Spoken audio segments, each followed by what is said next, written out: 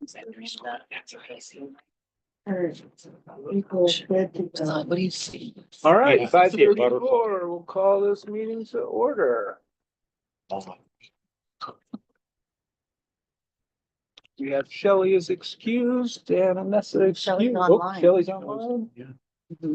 And it looks like our new council person is on there. Somebody I don't recognize, so they might be. Ask if there's any-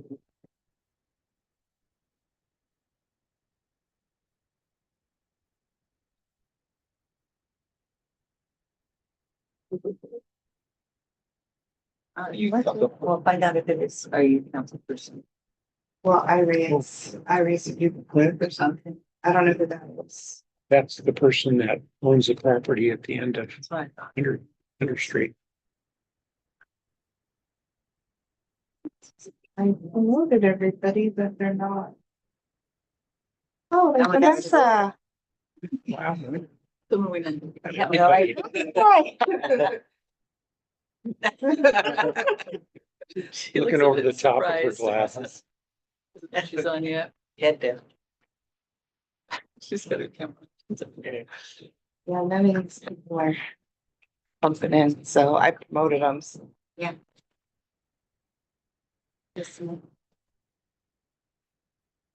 All right, we're ready to go? Okay. I think so. I think I got it together. With that being said, if everyone's had a chance to review the minutes, I would entertain a motion to approve the minutes. Make a motion to accept the minutes as written for September. I second it. 8 seconds. Any other discussion? Hearing none, all in favor? Aye. All opposed? Unanimous approval of the minutes. Are any of the people on Zoom here for public comment? If you are, would you raise your hand?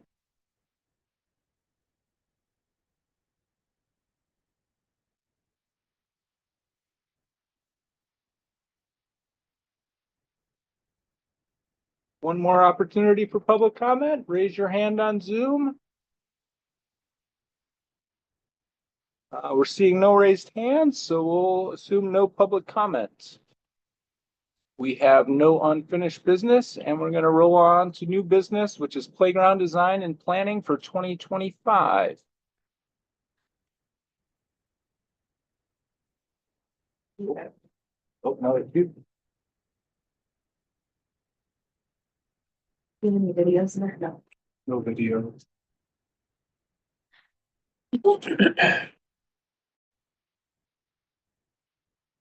But you have a little embedded video, no? The tree? Within the tree? I didn't know it was. Oh, that was the other one. That's Sorry. pencil in log. Yeah, sorry.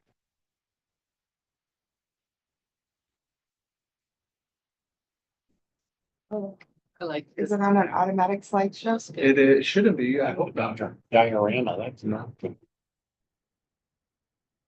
Oh, yes.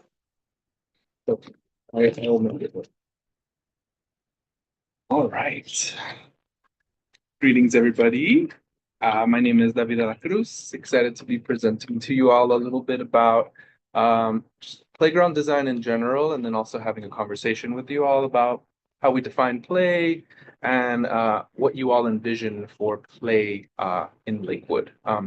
But really wanted to start with some fun historical images to share with you all, and go from there and really talk about historically the importance of play in general to children, and also talk about kind of the evolution of playgrounds throughout the past century, and really think about where we can take playground design in the city.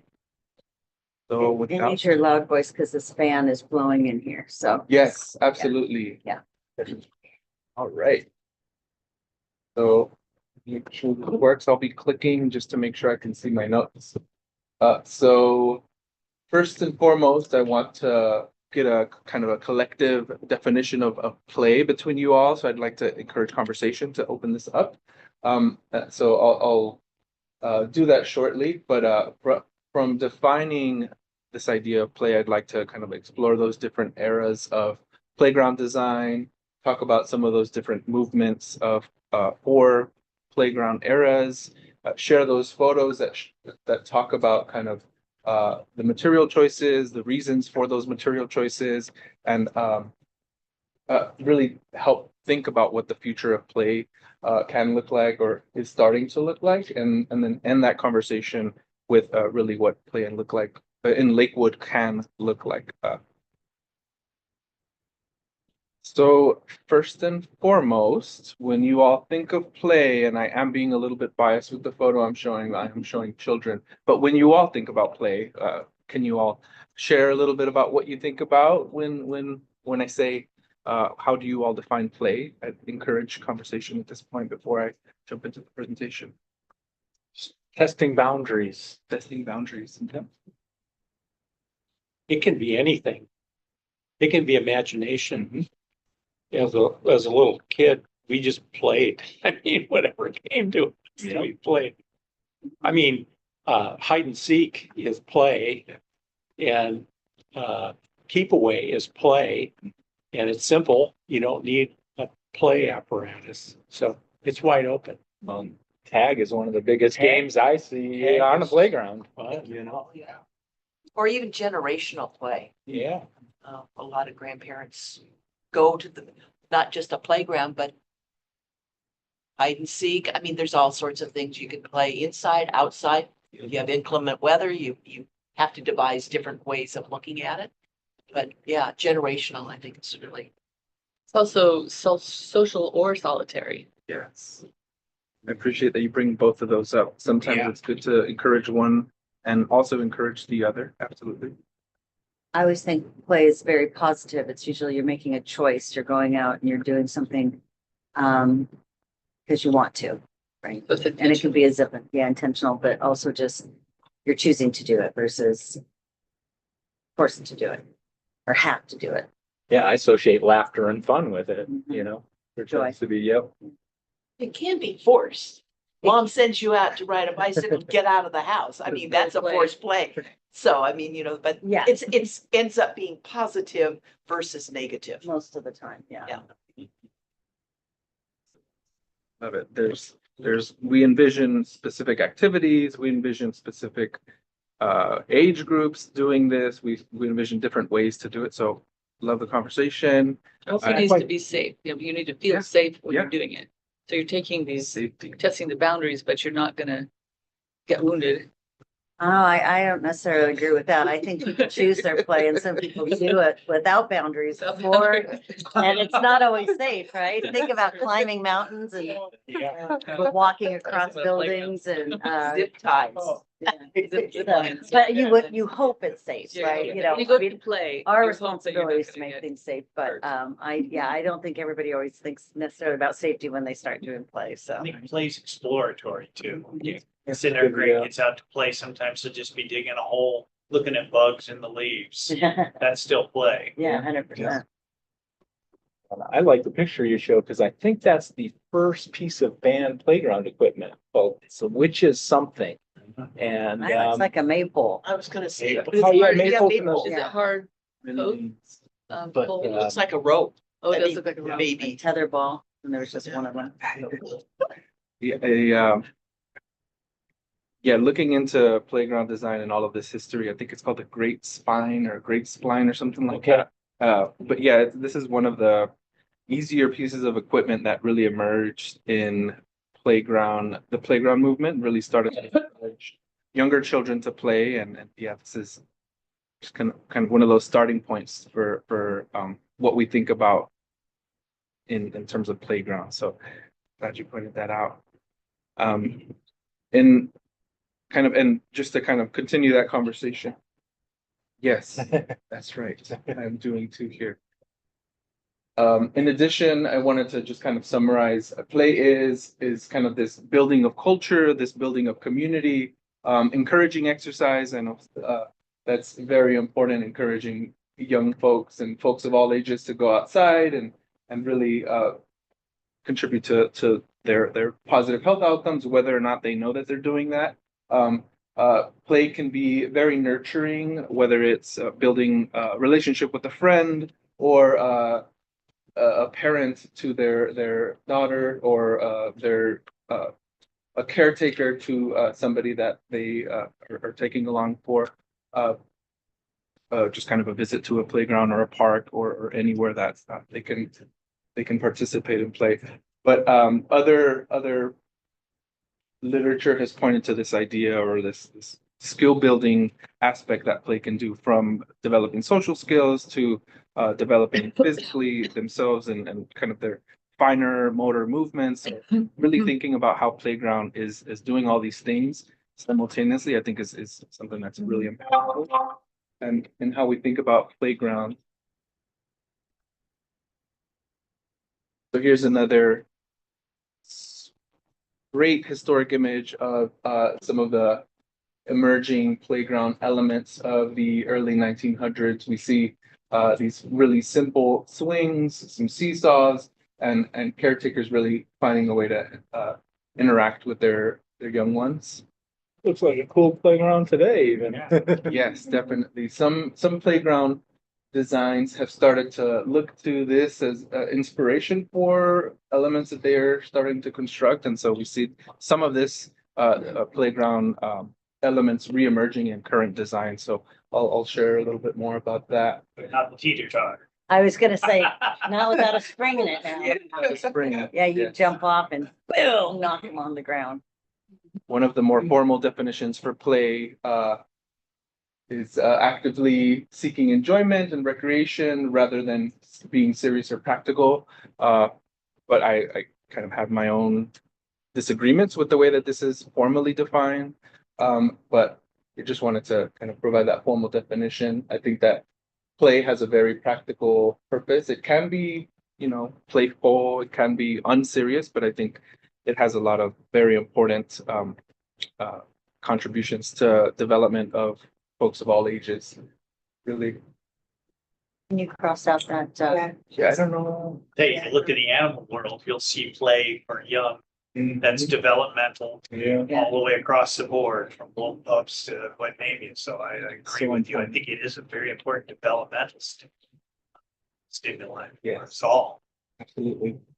Yeah, and looking into some of the planning literature on play, oftentimes it was focusing more on the physical environment. A lot of these articles that I was jumping into and kind of learning more about really had a specific age focus and specifically focusing on children. But I think really expanding that age group and that conversation about play, not just being for children, but play for folks of all ages is very, very important, I think, in how we're considering playground design, playground layouts, and playground just kind of improvements in the future.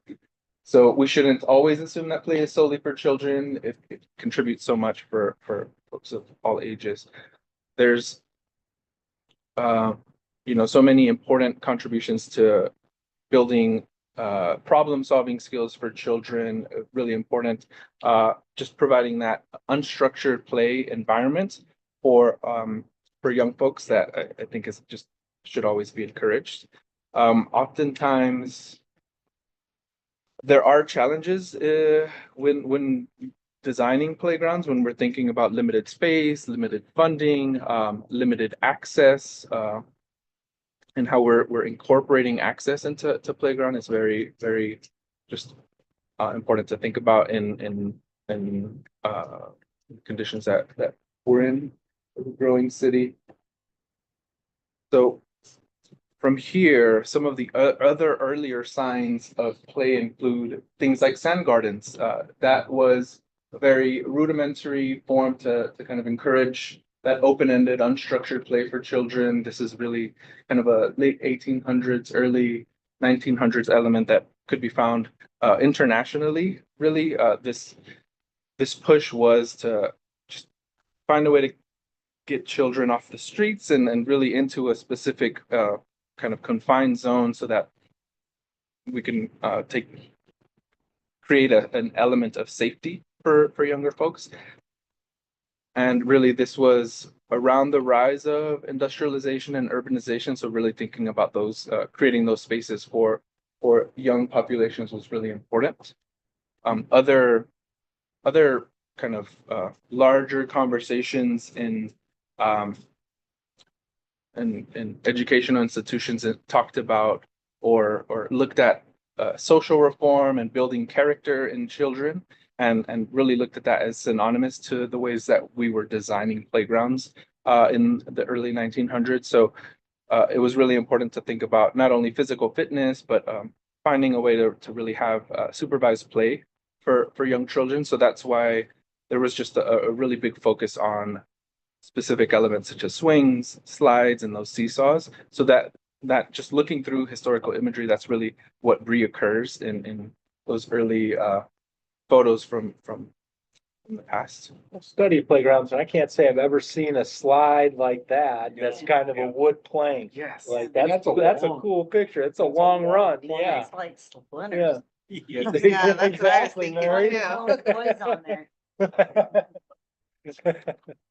Yeah, I tried to pick apart as many of the most unique That was, photos it's a great, that I it's a was great able to photo. It's dug in so they don't fall too far. Yeah. Just get a That little. was their own playground safety standards, right? Yeah, so one of the funny things about safety, well, I'll bring it up later, but so really, so there was a shift from not having these spaces to play. So there was kind of this growing density of people in cities moving to cities, and this really just created a large population of young children finding ways to refashion and use the elements around them to play, because that's just something innate and that's something that they wanted to have access to. So it was really important for the playground movement to think about that need to get kids off the street, really address a specific need and think about ways to develop the character of young children. The emergence of the Playground Association of America, I think, was from the early 1900s. This organization ended up becoming the National Recreation for Parks Association that we know now today. But that Playground Association helped just kickstarts the development of so many more playgrounds, from 35 in the early 1900s to close to 500 going farther into the 1950s. So there was Just really on that picture, can I just point out, like, out of necessity, they were probably playing on a vacant lot and it was what was available to them and close to their house. Like an old trunk. Yeah, and the thing is there are spots in this country where that's become playgrounds, where they lay pipes and they just leave old tires, and that's kind of the playground environment. And so what's old is new again, right? yeah, you start to see a lot of these things that happen out of necessity emerge into the way that playgrounds are also designed, which is something I'll talk a little bit about, which is just thinking about specifically the nature play movement, but I'll mention it shortly. So yeah, like Jason was describing, really these larger open tracts of land where there's a lot of density and just a big need for the younger populations to have somewhere to play, and this need for playgrounds became kind of the quick solution, or the solution that the Playground Association thought would respond to this growing need, and that main response was continuing to develop more and more swings, more and more playgrounds, and specific places to funnel young folks into. Oh, it's got tackled up the ground. Yeah, I love that. Rock. All the scrapes from those blocks. It was a lot of fun. And so moving from the seesaws and the swing sets, the teeter totters, there was a growing push towards just a different type of use of materials. Right after the post-war World War II and the baby boom, there was just really this major focus on community spaces, and this need to standardize play equipment, that push by the Playground Association of America really looked to these tubular steel types of metal structures that can really easily be placed in these community spaces to encourage play and just create a place for parents and their children to gather. So we see just some examples. We start to see some of the issues that might come up with steel, the use of steel and the use of the safety surfacing that's there. I think that looks like sand, which is very, very common up until about the 90s. But these metal playgrounds oftentimes pose issues around rusting over time, retaining too much heat, and especially hot weathers, and just was a major issue for obviously for injuries over time. So this led to the future of playgrounds in the 70s. They started to look a lot more highly designed, a lot more thought out, thinking about those sharper edges, thinking about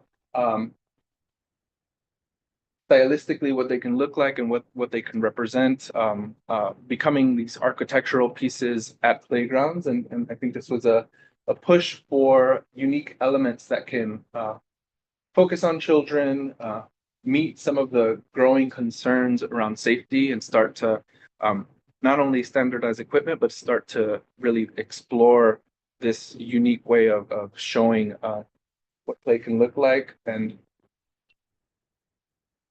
that led to, you know, things like these pieces of equipment, that are just a lot of fun. So many things happening at once.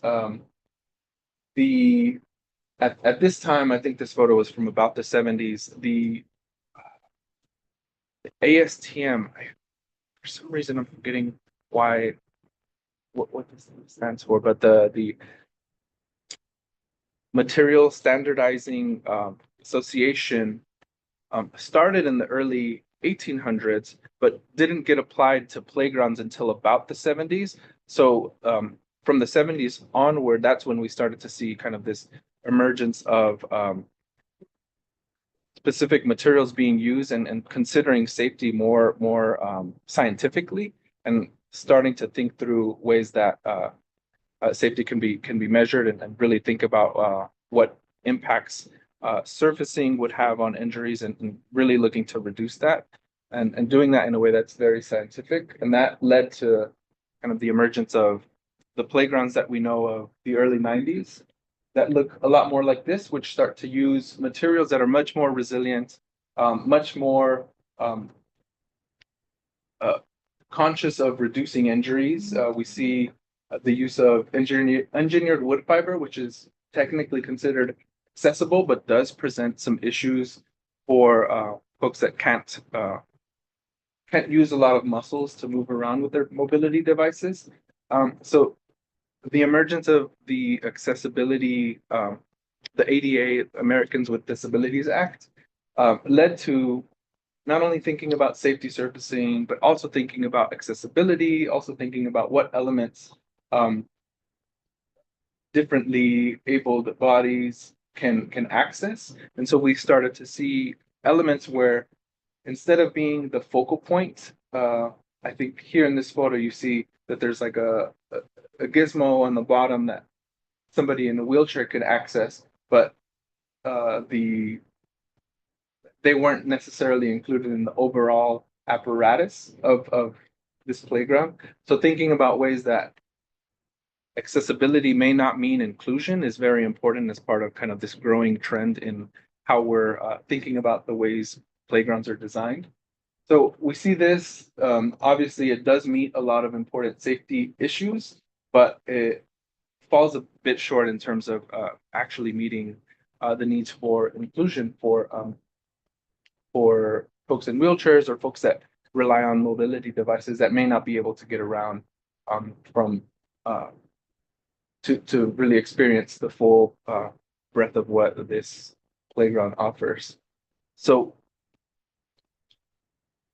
some of these trends in recent playground design has included things like adventure playgrounds, which tend to be more free-form, open-ended, and a lot of the structures are really so that young children can really take advantage and create their own form of structure. Other themes include and these included in these trends are natural playgrounds, which look to incorporate natural elements, trees, rocks, and water to really think about that environmental connection and creative exploration between children and their immediate environment. May have missed a few other ones. Some other trends include inclusive playgrounds, which look to really create specific connection points for those that are mobility impaired and just really think about accessibility for everybody so that there's just more opportunities for socialization between these different populations and finally also thinking about another trend in intergenerational play, which was brought up earlier. I think that's a really important aspect of recent trends is that playground has looked to cater to multiple age groups, encouraging that family and that community connection, which I think is really critical to approaching any future playground upgrades. So here I just kind of show an example of what those adventure playgrounds look like. They really look to incorporate these natural elements that are really open-ended. I don't know if that I'm pretty sure that goat up there is just a sculpture and not real. But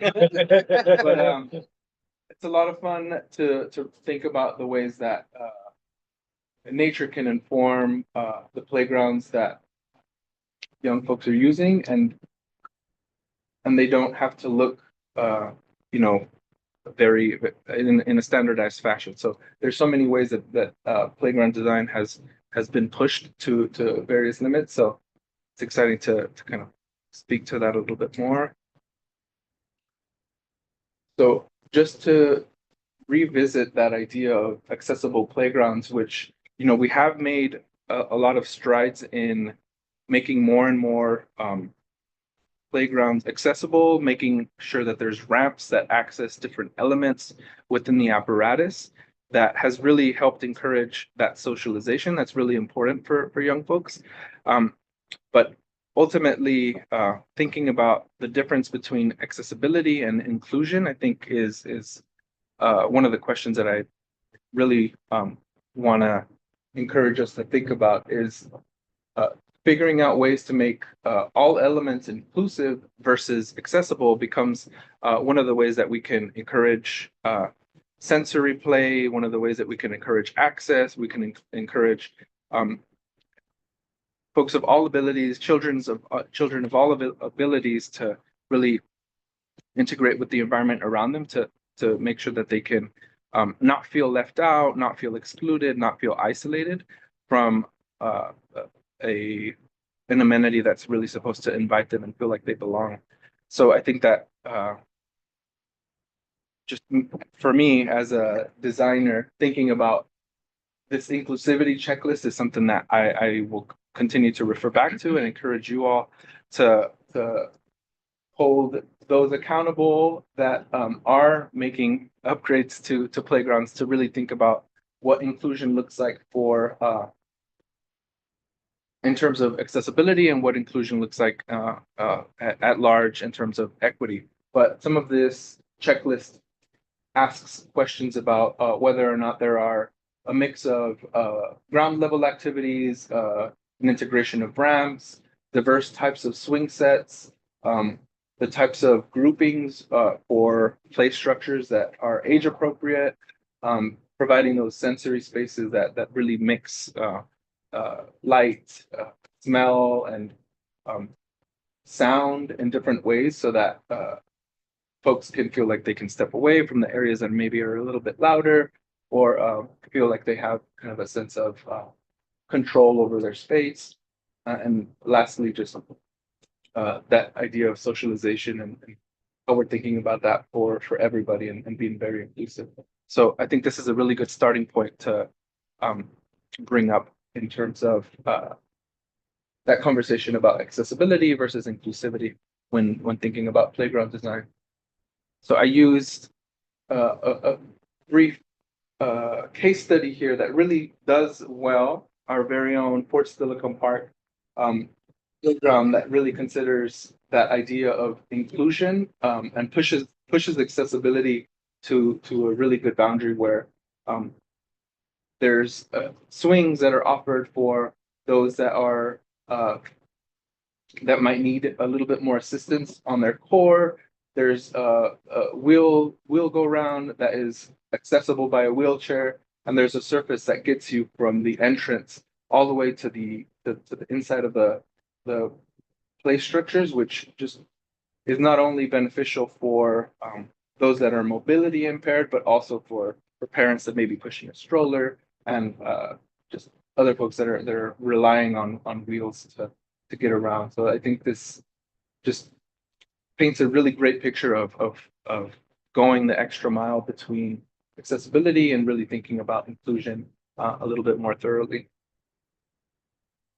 With that park in particular, one of the things we were really, and it's a good segue to, I think what you're going to next is that everybody thinks of like an accessible playground for kids. And we really wanted it to be accessible for adults that had mobility problems so they could play with their kids, or their grandparents could play with their grandkids, so that they were able to join and not just have to sit on the side on a bench and watch.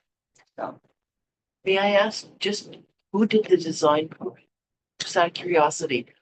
for this, Yeah, we did it. We found the pieces of equipment that we wanted. We purchased most of it, but then we, didn't like what we liked what this company did. We liked what this company did. Most Okay. companies don't like to cross contaminate, so to speak. So we designed it, and then we couldn't afford that rubber poured in place Yeah. material because it's ridiculous. It would cost more than the playground for just the surfacing.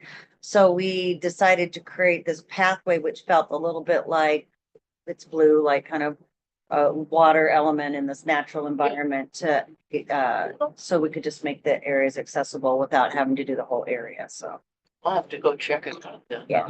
And really cool behind it, that where that little girl in pink is, I think it's a girl. That area up there with the crisscrossy right there. Yeah. Yeah. It's a thing you can get on a ramp and get on, like 4 people or wheelchair can get Wheelchair on can it get on it, and yeah. move. It moves. Yeah. Okay, It's kind of a glider like thing.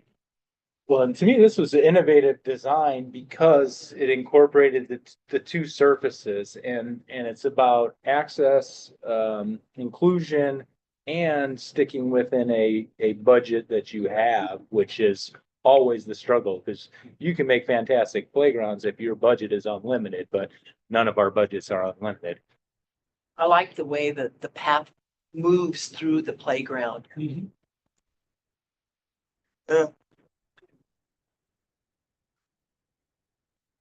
so as Mary was mentioning, really thinking through those playgrounds that can integrate various generations, I think become, in my opinion, kind of the home run for really thinking about successful playgrounds that can encourage that play from the young kid with their caretaker, or just making sure that ease of access and moving around somewhere is thought about, but then also just encouraging that playfulness and that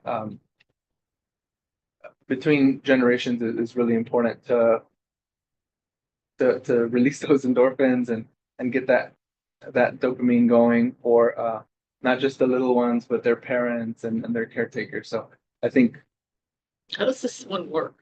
it's a swing. Yeah. It swings this way, so you're looking at each other while you're doing it. Are the circles Yeah. moving? No, No. that's the frame. Yeah. And I Okay. don't Oh, think I you'd see. be able to have these swings on US playgrounds. Yes, this is a photo That from Copenhagen. I was gonna say The Danish. swing. Yeah, it is. It's a multi-person swing, but it's just the size, and that doesn't conform to the US standards. It's really cool though. I'd like to see one here. Yeah, so thinking through what elements can be created or just kind of fashioned to encourage that intergenerational play, I think is something that should be thought through in kind of as we think about future refreshes for playgrounds. But Another example of a nature playground and really thinking about that kind of open exploration that really encourages the integration of the environment with the playground and really kind of blends the two, I think is can be done really well and in different projects. There's a few different elements I wanted to point out from these stumps, which they can easily be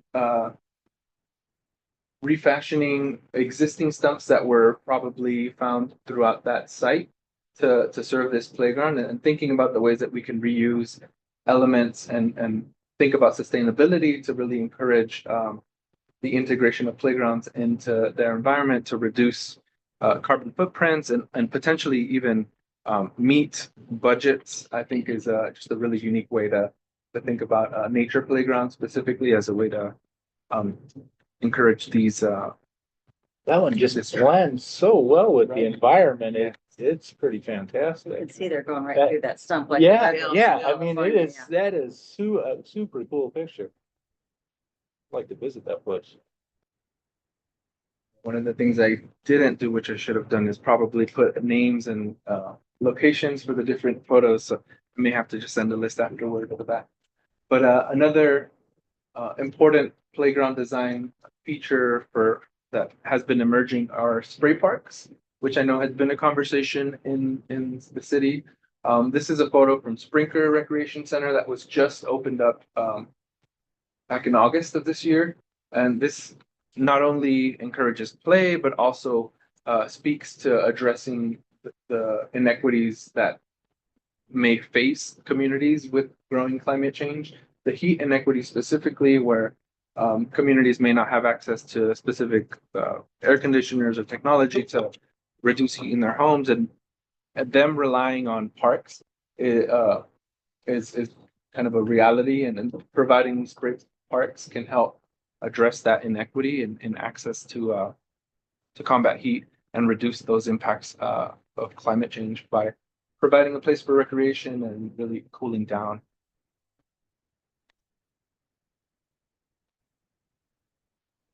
This is one of the more expensive, but really well artfully inclined playground designs. This was a model, a Danish designer that unveiled this design at in Atlanta for a convention, or I believe in the United Arab Emirates. I may be confusing the two, but this one just really integrates art, sculpture, and that idea of accessibility through that safety servicing and just different ways to play. They have a hammock for various ages to use, which encourages that intergenerational connection.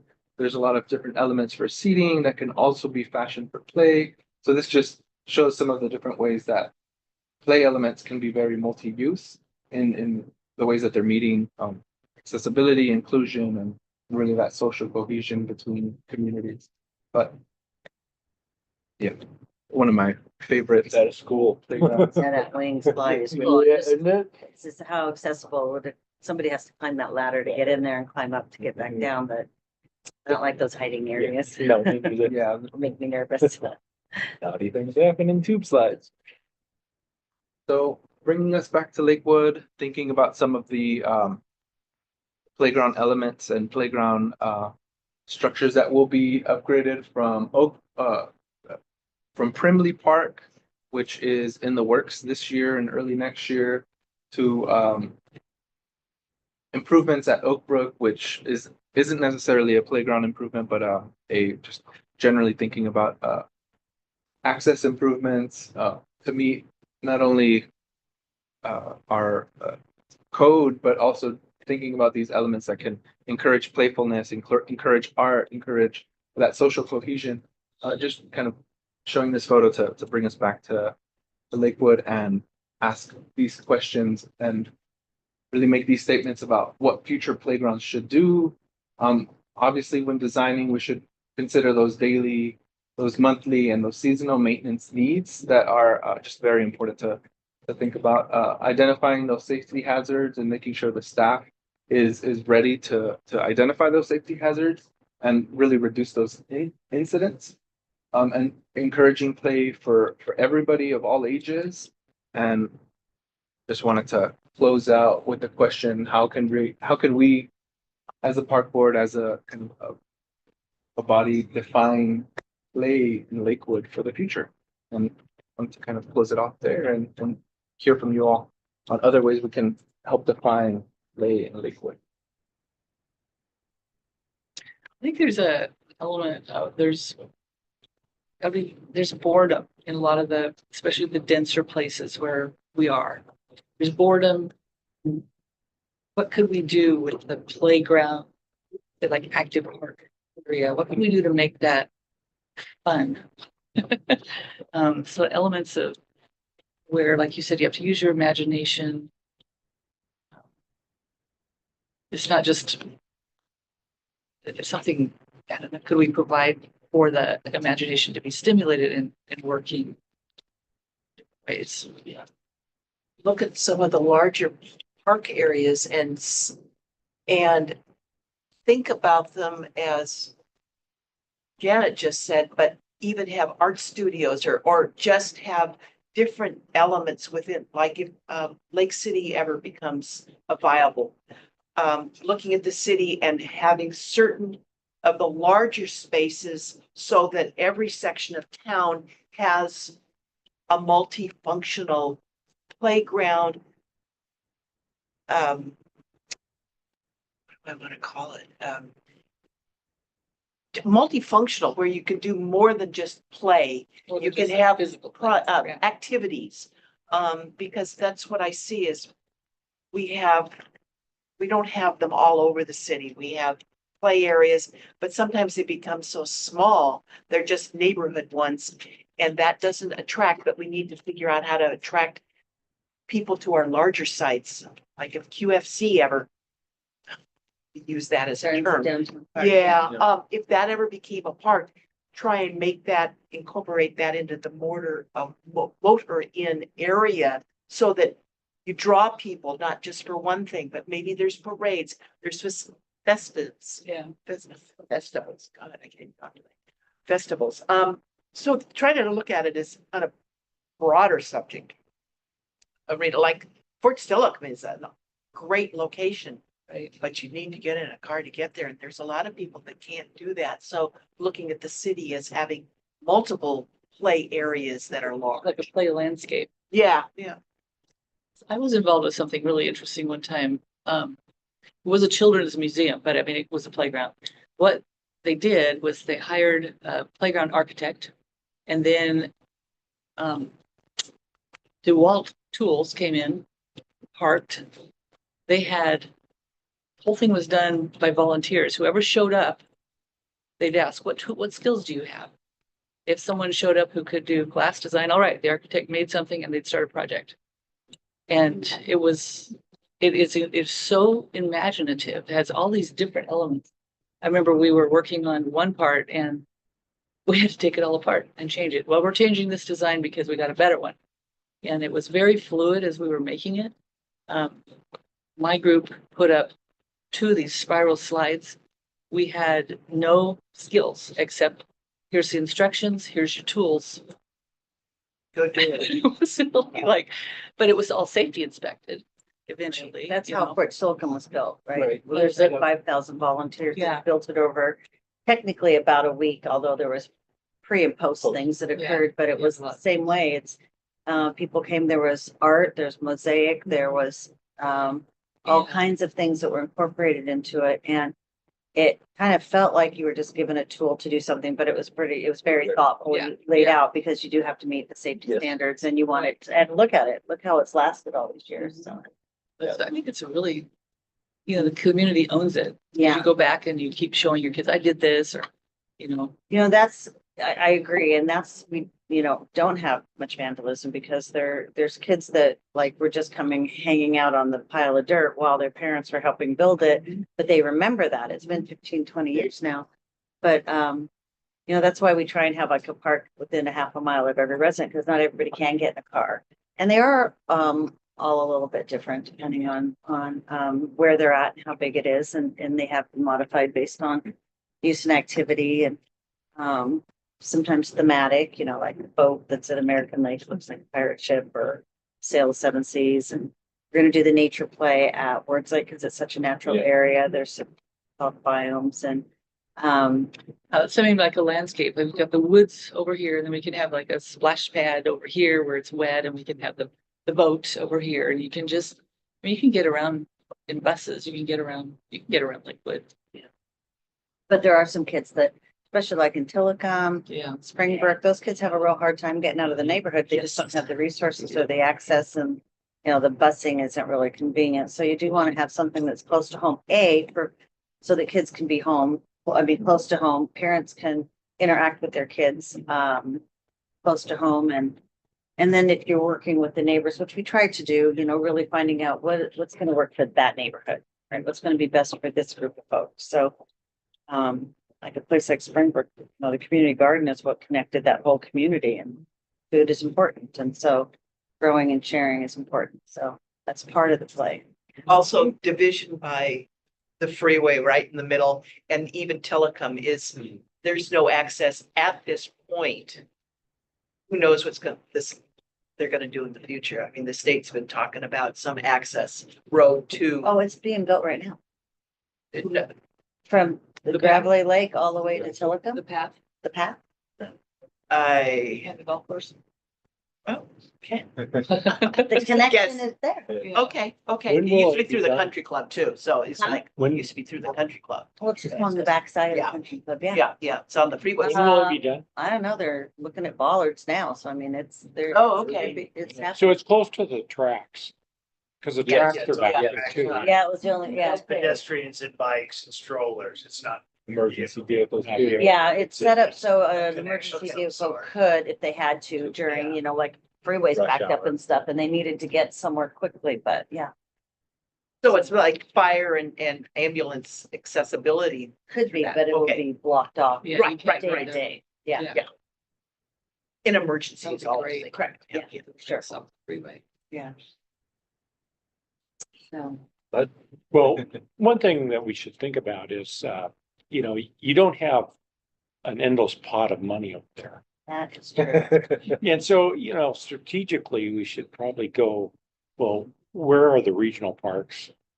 And, is it Fort Steilacoom? Is it some of the other bigger parks, American Lake or, Very tough. yeah, here. Kind of boom, boom, boom. And try to somehow equalize that, whatever we do in those parks. And then the neighborhood parks, or, what do the neighborhood parks get? And it could be nature play, or it could be a diverse, but maybe a smaller version. Because that's going to be because of mobility reasons, you're not going to be able to go to all those places, but try to get those access. It's like we have a 10-minute walk to any park. Right. That's a goal of ours. I mean, To me, yeah. having a playground associated and having anybody be able to get to a playground within the city would be the ultimate goal. Again, it's gonna be money. It's gonna be the biggest factor against it. Back to the spray grounds are really a fun thing to do, and they evolved from kids can't, we don't have pools for everybody. Can't do pools. We had wading pools for a number of years, and they were fun, but they were also some hazardous issues, so drowning and stuff. So we evolved to spray grounds, and spray grounds are good. But again, strategically, where are you going to put them? And the how many are you infrastructure going to to support do? there is, Yeah, people don't recognize Yeah. how costly it is. They to are not expensive. Not only to Yeah. build them, but the maintenance and the expectations of like the health department, right? It's like, just put one in, and I don't want to be the buzzkill, but it's like, unless the city's gonna really be able to maintain that and afford it, because you really need to kind of just dump and What go. are some of the unusual costs? Well, you have to, first of all, Labors are big. well, they treat it like a swimming pool, so you have to Right. test the water, Oh, and the tanks that go with it, Right. so you are. can have two different systems. Yeah. You can have a flow-through system, and then you're wasting water.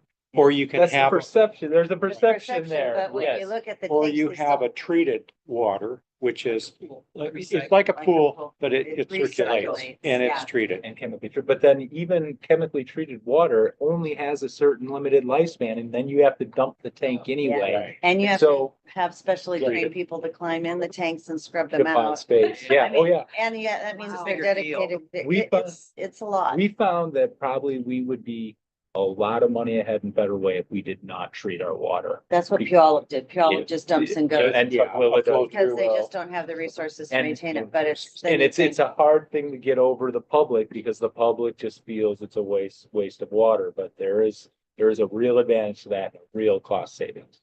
And where does the water, it's treated city water that goes Yeah. into it? Correct, yeah, Yeah, yeah, so you it's all, gotta it's have all to. potable water. You don't have to test it then because you're not preserving it. And And it goes into so, the storm drain? your health department It requirements, would go- your no, it labor. has to go into sanitary. Yes. It's still required. Yeah. So now, And the cost to build it is, the cost to build it is a phenomenal, but it's like any playground. Playgrounds, if you look at a playground and surfacing and fencing and fall material and all that, it's expensive.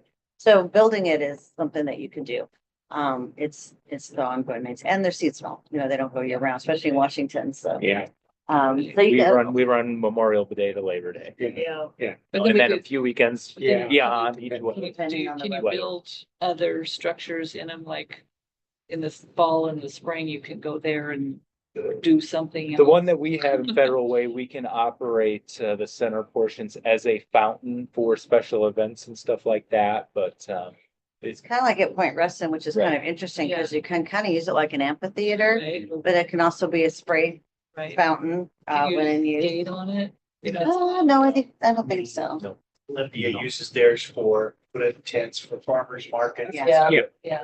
Or special events, because they have it shut down, and it's just a flat path. Yeah. Right, and that's a good thing to do, because then you have that multi-use, even if with the QFC, that's been the idea as well, maybe that's where the downtown. Maybe that's where the spray park go, because part of it was like, does everything have to be at Fort Steilacoom, right? So Yeah. where else would you put it? But most of the other parks aren't really big enough to support, and you have to have a bathroom near it, that's health department requirement, so you have to build an outdoor bathroom, which creates a whole new set of enjoyments. And then all the infrastructure, so then there's the bathrooms, you have to have like the pump and all of the stuff, that circulation equipment. circulation, and then you have, here's your little spray park, but then here's all the other Everything else, stuff that yeah. goes with it. Right. So our spray park probably, it's about 3/4 of this room is all just equipment that runs the spray park. And that's on the back side of the bathroom building associated with it. So it's, and they're all over the place, so it's not hard, but they're expensive and often they're They're, Yeah. they're a lot of work and it's a tax on your maintenance resources. We were given one maintenance worker when we got the new spray park and it probably absorbs about 3. And that's just the reality. Yeah, but. But do you see the kids playing on it and the magic? They're Well, value of the fantastic. community is great, but you Yeah, start it's having to huge. make Huge choices. choices. So then what do you not do, right? But Do we're we- not, I mean, it brings our climate thing down. We can't get trees growing fast. We could stop cutting trees down and that would help out. So let's, Yeah. Oh, The big thing for playgrounds is I love playgrounds. Playgrounds, it's kind of like one of the funnest things we get to do in the Parks and Rec. And so we definitely got to have separation. There's 2 to 5 age areas and 5 to 12. We definitely need some of that and that separation. And again, we're really only our imaginations are going to be grander than our pocketbook is going to be. And so it's how do you get the most play value for the available budget at the time? And And it's so funny when we were working on Washington Park, we were doing something with the building the ballpark, and there was this giant, it's a giant pile of dirt, right? It's like truck and tractor day. I'm not kidding you. We had all this stuff to do, and there were kids that never left that dirt pile. We just put out a pile of dirt, a bunch of empty buckets, like, Yeah. and Right. Tonka toys that's great. and Barbie cars and little things. Yeah. And there, for 3 hours, these kids are playing in dirt because there's just not a place to go do that. Besides Alan's backyard, you've got a pile of dirt, but it's like, But it was fun. it was it's- really, really it was- good, and it's yeah. just complete imagination, right? Yep. You're just digging a hole, you're sliding down a hill, you're, building it up, you're knocking it down.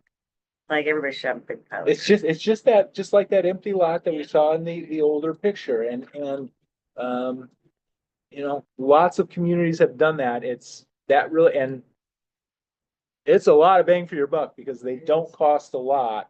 It's just where is your threshold with the city's insurance? And because some of that stuff is a little bit more risky than When you do like a bench, when you're building, like everybody here's some saws. it's and kind of, yeah, hammers. like you just, you know, you have the Like, tires and the dirt pile and. Let's supervise, Well, but you it's, know, it's there's not a risk about building management. stuff. It's just kind of those elements are out there and kind of like Alan's got a backyard. I got a backyard and that's where my kids go because they've literally dug a 6 foot hole deep. I don't, at some point I'm gonna have to fill this thing. It's like a bunker, but they have more fun just kind of doing some of that stuff. And is there an opportunity in Lakewood for something like that? But then again, like I say, as a municipal corporation, you've got to work with your insurance and what's their willingness for that risk because it does provide more risk than your themed playground or your modern playground equipment. Because I mean, those are bound by so many standards that they're really safe, although they still allow for some challenge and skill building. And all But they're that. not as expensive, you're saying. A pile of You do a dirt's lot of pretty back- cheap Yeah, compared to a but building. with Oh, the insurance. On the upfront I made the cost, doctor choice. but yeah. they've also got to be thoughtfully designed because they could become more expensive when that kid gets hurt and then there's a lawsuit against the city that could come back and then end up, you would have been better off putting in a $300,000 piece big toy rather You than know this that all the because structure. we're paying a $20 million lawsuit. And so it's, again, it's got to be thought out and discussed and well planned. And although it may look like it's just an empty lot and a bunch of loose stuff, there is a lot of thought that's gone into to make that appear that way, you know. To me, I've always appreciated that this department has gone to the community and because I think it's as valuable to have playgrounds at the big parks, but it's almost more important to have them at those neighborhood parks because they can't get out and it's a little bit closer, even if it's a little bit smaller and hearing what the neighbors want to see in their park and then being able to provide that to me is provides a lot of just gratification that's we're hearing the community and we're providing what the community wants. How about some discussion about fall material? You know, 5R is what you have in most places. You do have some important place and for tile. Tile? Tile like- is a Oh, the rubberized, rubber. Yeah, but so you they're like, tile. yeah, you put it instead. together so it Yeah. becomes a, like a Yeah. footprint, but if something gets damaged, you can pull it out, put a new tile in. Okay. Yeah. Is that all they have? Well, those three are the typical. Yeah. 5R, which is the, like the wood Just that the is wood. splitter. Yeah. Yeah, And it's then- modified wood fiber, so it compacts, Okay. it gets hard. The thing with 5R, and we did, when I worked for Metro, we did a test with a couple people in wheelchairs. And we went out there and tested, you know, ramps and all that. And it was very difficult. The one younger kid was better because they were stronger. But this older, middle-aged person had a real difficult time. Getting through it. And then it was, you know, underneath the swings, you could put pads with your 5R, which is pretty good. So if the 5R gets kicked out, which happens all the time, Yeah.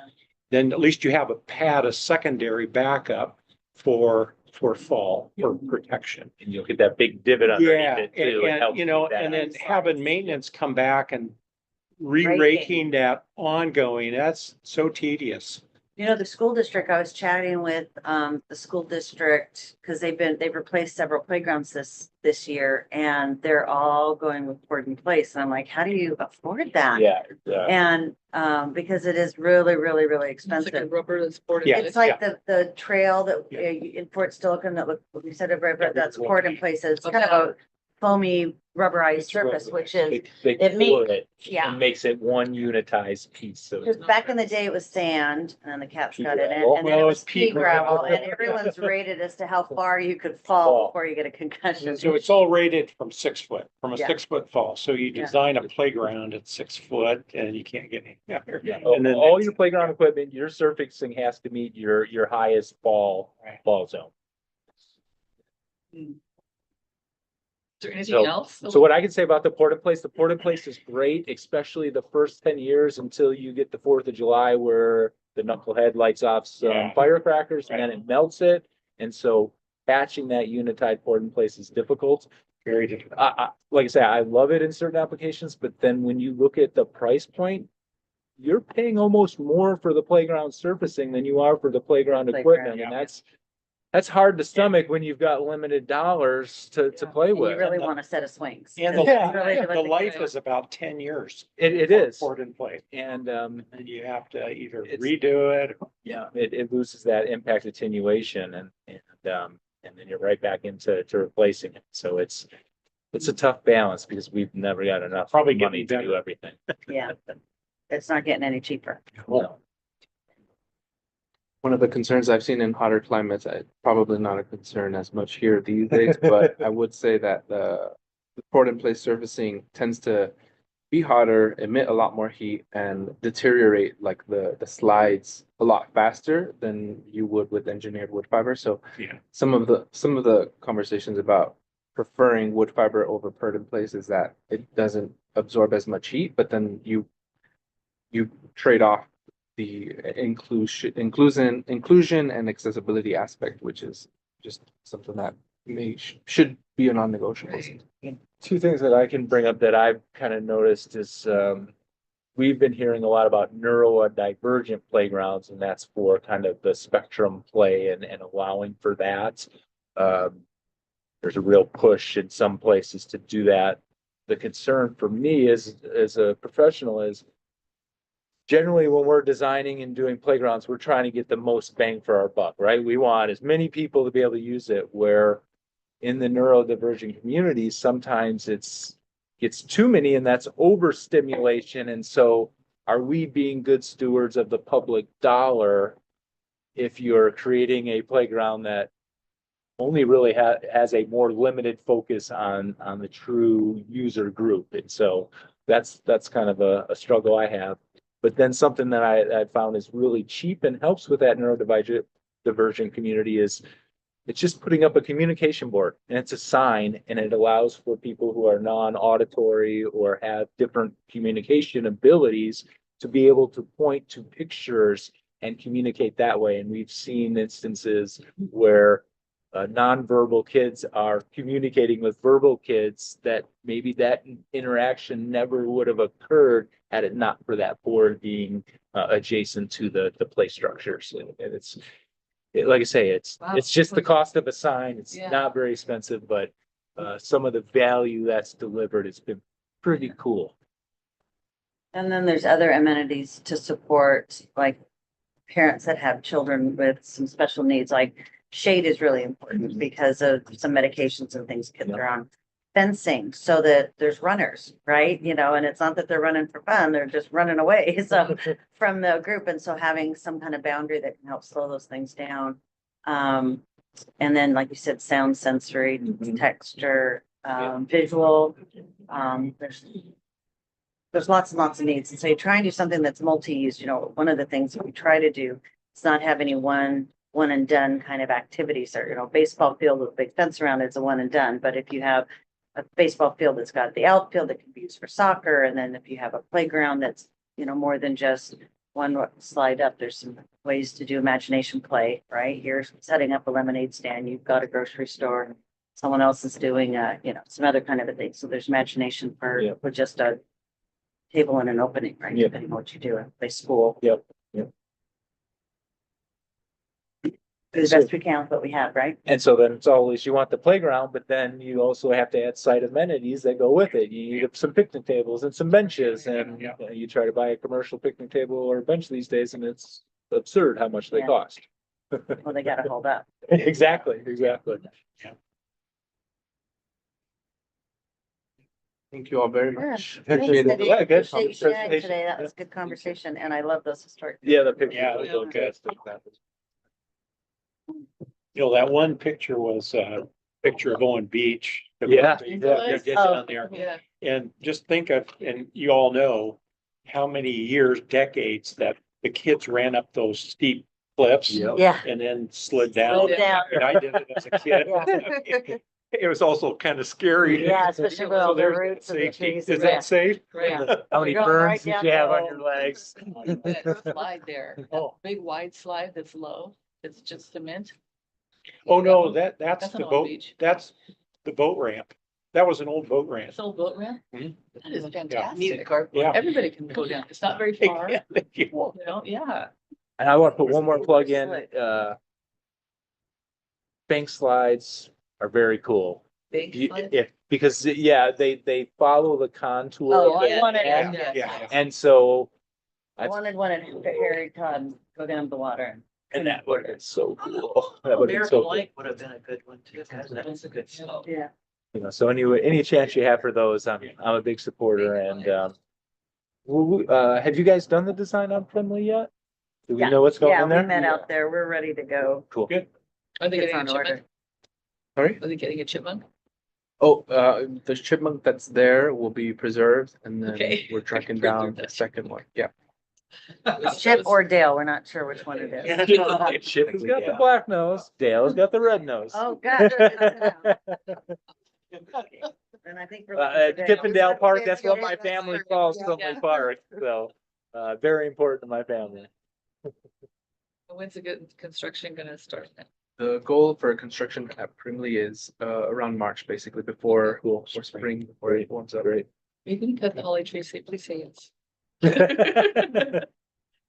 think that's a conversation with Jay that I'll have the maintenance team, whether or not they have capacity. They're gonna be doing the demo for us, so they will be pretty strapped for time, so. Yeah. We'll do our best to open that up, I think, in the future. Some additional elements and possibly a formal play area in that area. Where the bank is would be great, but Always are a weed tree. Trying to get a listed. Alright. I have one more comment. I noticed that the next meeting is the week of Thanksgiving. Is there any way that we could move it to the previous week or anything, or is that not allowable for discussion? No, we can always have the discussion. We typically have done it on the Tuesday of the Thanksgiving week. But are people out of town? It's about a quorum, really, getting the quorum. Yeah, that's what I was Yeah. thinking, that if it was the previous week, people haven't gone anyplace, but is it, We we just have to notice it if we're gonna do Yeah, I'm that. flexible. I am too. So about I'm okay. 19? I don't have my calendar here, but We also have to make sure it doesn't conflict with Conflict another with any meeting. other meeting? yeah, well, I mean, we can find a space, so. I have a board meeting, another board meeting that night, so I can't be here. That's just one. It was just. Yeah, I'm flexible. I can go either way. Why don't we send out a little poll and see what, Everybody, yeah, so we can make sure we have a quorum. Yeah. Yeah. Sounds like you might be the only one that has a conflict, but I Yeah, think that people week can, before, be at Northwest Youth Court, 2 groups at the wildlife area. oh, that week. The whole week, 2 Oh, wow. groups, yeah. That's so great. Giant. You're their new favorite group. then I may be the only one that can't make the. Yeah. So that makes, I mean, if I'm just, We'll send the Yeah. poll out and we'll find Okay. out, because there's Anessa and Shelley and we'll see Yeah. who else can help. But then we'll just, majority rules, so. thank you. Looks like we got a director's report. Yeah, I'll just do it really quick. I just wanted to kind of a few things since our last meeting. We did have the Partners for Parks hoedown. That was a good kickoff. Behind the barn by the things, they raised about $54,000. It was a really significant event. But the cool part is that so many people had never just hung out on the backside of the barn. And so they really saw this area in a different way.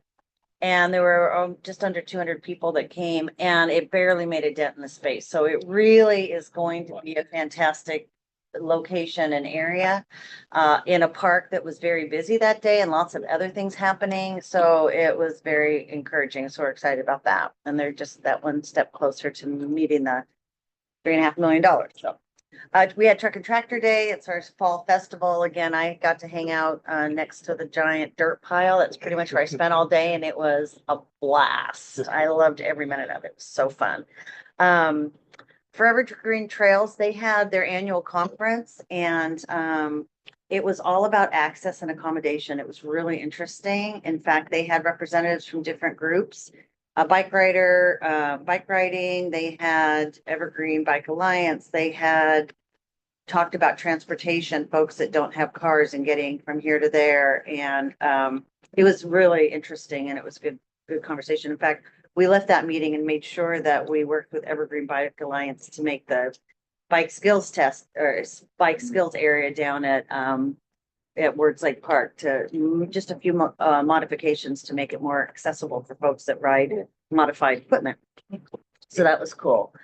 I went to the tourism board annual meeting, which was basically Tacoma Convention Center. And they did the first portion of it was all about statistics on leisure travel, conventions and sporting events based on, you know, their thing is hotel rooms, and how, pre-COVID, during COVID, and then post-COVID, that it's really come back, especially in the Northwest. And Pierce County is really doing a great job with their promoting and getting folks here.